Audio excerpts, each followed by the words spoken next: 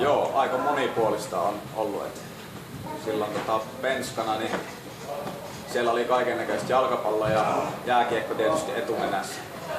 Mutta sitten on ollut myös aika pienempänä yleisurheilua ihan tenavana ja sitten siinä on ollut lentopalloa ja jopa jääpalloa hetken aikaa. Et aika monipuolista on ollut pienestä asti ja sählyä silloin penskana ja sitten vähän vanhempana olisin mä B-ikäisenä sitten lähtenyt ihan joukkueeseen.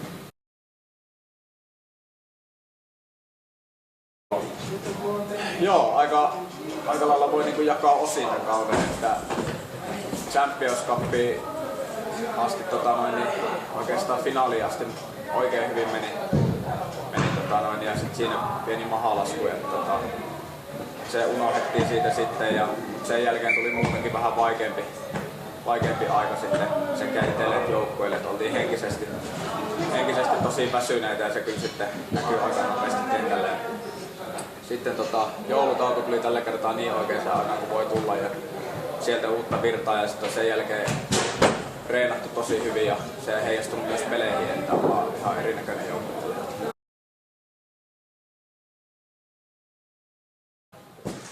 Kyllä se ihan kokonaisvaltainen herääminen niin sanotusti voisi sanoa, että on niinku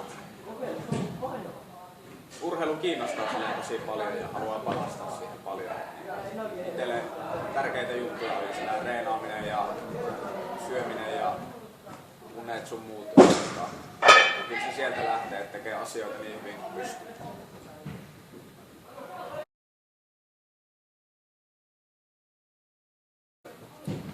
Joo, kyllä niin kuin huomaa, että jos ottaa mennään vaikka 5 vuotta taaksepäin, niin ihan kuin eri lajia pelaisi tai reenaiskin, että tosi paljon niin kuin enemmän lajinomaisempaa nykyään kuin se aikaisemmin vaan, että piti reenata, niin mentiin sitten saliin ja vedettiin hikihatussa koko ajan tai sitten käskettiin mennä lenkille, että nykyään niin kuin tiedetään mitä tehdään ja on ammattimaista toimintaa ja se motivoi pelaajakin paljon enemmän kuin tiedetään oikeasti, että sieltä tulee hyötyä ja pelaajat huomaa, että tehdään oikeita asioita, että enemmän sitä nopeuteen liittyvää reenaamista. Se on lisääntynyt, kaikki palauttavat harjoitteet on lisääntynyt tosi paljon ja tuntilakäynti ja niitä tehdään oikeassa suhteessa nykyään. Se ei ole vaan sitä, että käsketään mennä sinne ja tehdään hauiskääntöä, mutta tehdään hyviä juttuja.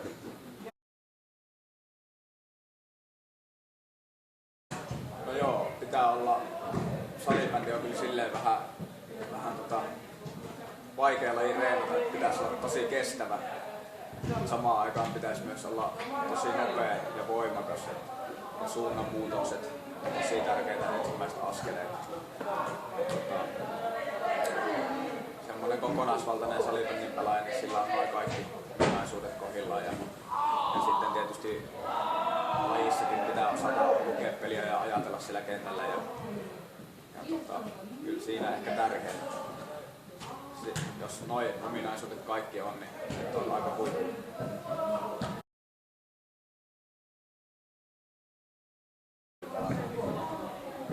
Kyllä vahvuutena näkisin sen, että nopea,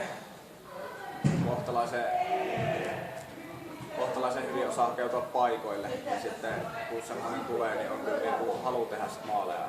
Semmoinen halu onnistua ja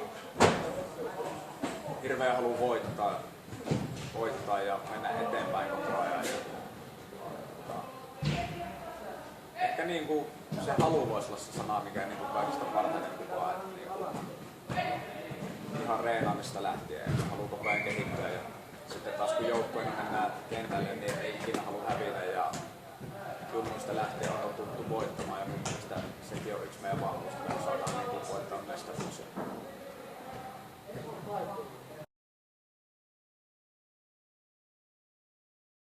No kyllä tavoitteena niinku olla mahdollisimman hyvä urheilija,